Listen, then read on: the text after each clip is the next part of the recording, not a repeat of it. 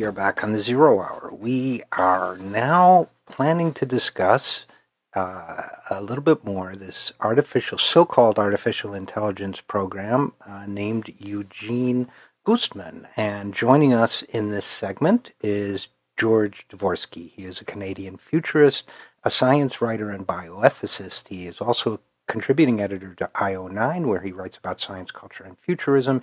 He is producer of the Sentient Developments blog and podcast. He currently serves as chair of the board for the Institute of Ethics for Ethics and Emerging Technologies, IEET, where I am, or was, I think I still am, an affiliated scholar. And he has recently written on this topic. George, thanks so much for joining us. Absolutely, my pleasure. Thanks for having me. You bet. Now, I want to start out by saying I did a segment earlier. We're going to do another segment on this whole Eugene Goostman, the artificial intelligence or the program that allegedly passed the Turing test earlier. And I mentioned a couple things which I want to get your thoughts on. One is that I had reviewed the so-called John Lennon artificial intelligence, I think maybe even for IEET a few years ago, and I called it I Don't Believe in Turing, meaning the Turing test. And I had the same sensation interacting with the Eugene program that I had 20 years ago with Eliza, the psychotherapy program, which is that it's very easy to detect that this is not a human being. And I don't know why it passed the test, but you did a piece on this topic.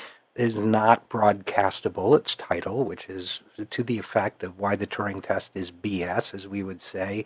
Why is the Turing test BS, and why did everybody get so excited about this? Well, I think the reason why everybody got so excited by it is that the Turing test is held in quite a high esteem. I mean, it does come from Alan Turing, who's such a well-respected computer scientist and the godfather of artificial intelligence and working on it. And I think people get very excited by it because they put a lot of credibility into it. And there's also, a certain intuitive aspect to it that, look, if we can have a computer or a machine that can fool us into thinking it's human, then there's probably something to it. And this is exactly what Alan Turing thought back in the 1950s when he devised this test.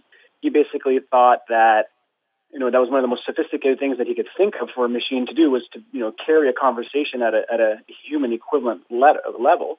And he figured that if eventually we could get to the stage where it fools enough people, then we might have to conclude that it is a thinking machine.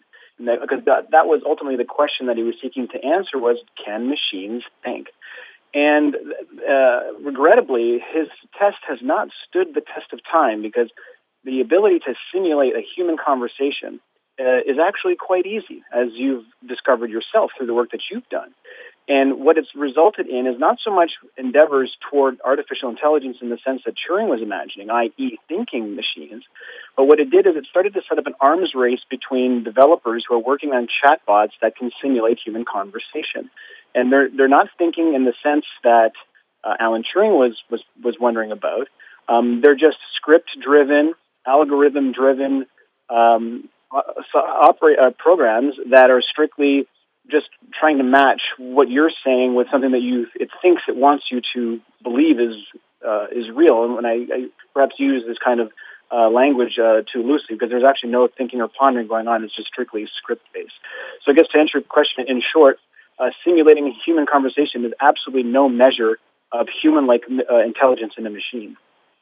Well, and I think it's so important that be reiterated because, I remember, here's how far back I've been arguing about this. There used to be a popular artificial leather called Naugahyde, and I used to say artificial conversation is no more proof of humanity than Naugahyde is proof of an artificial cow. A cow is not its skin. You simulate the skin, you haven't simulated the cow. Conversation is a human output. I happen to think these programs, including Eugene, are poorly written and algorithms easy to spot. But I think the point you're making, and it's an important one, is that even a much more effective program would still just be a program, right? And that's correct. And another way of looking at this is looking in the ways that the Turing test could, I guess, fail when there is an intelligence present. So let's take, for example, great apes like bonobos and chimpanzees. They would fail a Turing test quite spectacularly. And no one would ever for a minute believe that, there's no intelligence there. These are extremely inquisitive, very empathetic creatures. They exhibit, human levels of intelligence, even sometimes greater than human levels of intelligence. For example, chimpanzees can defeat humans at memorization tasks. Yet we don't deny them, this intelligence. So again, by just strictly looking at human conversation and language in that sense, it's very limiting in terms of what it's actually trying to gauge and measure.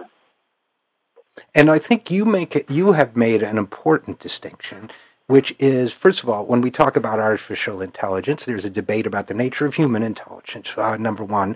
And I say that by way of background. We have the discussion about what is emotional intelligence, what are the dimensionalities of human intelligence and human awareness. But you have also used the term artificial consciousness, because I think it should be incontrovertible that a great ape is a consciousness.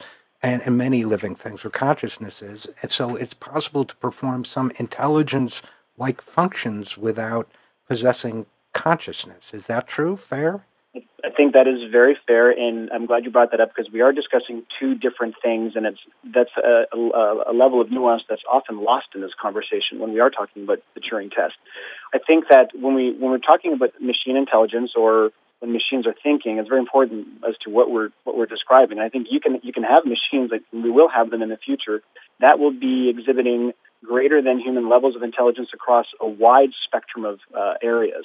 Yet there will not be that kind of internal, subjective element. There will not be conscious or self-aware or sentient in the sense that we humans are and some other animals are as well. So that's an interesting thing to think about. But also, yes, there also will be perhaps the need, and this might point more to what Alan Turing was hinting at, is can we have this kind of subjective awareness emergent in a computer or in a machine at some point. And this is going to be very challenging because we can't even measure that in humans. I just have to take it for granted that you're a conscious entity. I have to take it for granted that everybody around me is conscious. I'm not going to slip into any kind of solipsism. I pretty much take that for granted. But we lack the science yet, and we lack the mechanisms with which we can actually definitively flesh that out and say, and point to that part of the brain and say, aha, there is consciousness. That's what's giving rise to self-awareness. And we need to be able to figure out the same thing in machines. And that's going to be the ultimate Turing test, is our ability to do that. So the challenge is out there. The challenge is out there for people to come up with a Turing test 2.0, if you will, so that we can, in fact, measure conscious awareness in a machine. And in a sense, that is a test of us as well as a test of the machine. And, of course, I have to assume not only that you possess consciousness, I'm assuming that I possess consciousness. But I'm not sure we want to go this deep. But one of the interesting things about and exciting things about this conversation for me, in addition to the fascinating question about when would we know that a machine possesses consciousness, is that you are one of those people who has been led, I think, by this kind of line of inquiry into championing and advocating for the rights of what we now, some people describe as non-human persons, including great apes, including bonobos. We've had attorneys for the Animal Rights Project in New York State who were fighting for chimpanzees being kept in inhumane conditions in court, fighting for them to achieve legitimacy in court and so on. And how you are, I believe, chair of the IEET's Rights of Non-Human Persons program. Tell us what a non-human person is and why it interests you. Yeah, a non-human person is an agent that exhibits a number of characteristics, such as a sense of self, the ability to project oneself into the future. So in other words, knowing that you're going to exist in the future and that there's going to be consequences for your actions. Also a certain degree of empathy, like understanding that other minds do exist and you have to be considerate of those minds, but also that you can trick and fool those minds as well. And also a sense of history, so that you've actually got a past and there's this narrative that runs through your life, and so on and so forth. And humans, obviously, we are persons in that sense. We do have many of those characteristics, as do many non-human animals, such as great apes, cetaceans, such as dolphins and whales, and elephants, and perhaps some other animals as well.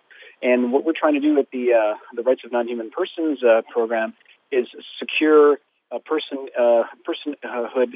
protections for these animals, such that you can't torture them, that you can't kill them arbitrarily, you can't confine them, can't experiment on them, and so on. And one of the reasons for actually even kindling this program was the consideration that eventually we'll have this kind of awareness in machines, and that they're going to move from the objects of our inquiry to objects of moral consideration, and that we'll have to suddenly be aware that there's the potential for harm, that if they can feel things, if they can be emotional, if they actually have an agenda and motivations and a desire to live and a desire to not be manipulated, then we're going to have to be respectful of that. And I looked at it as a part of a broader conversation.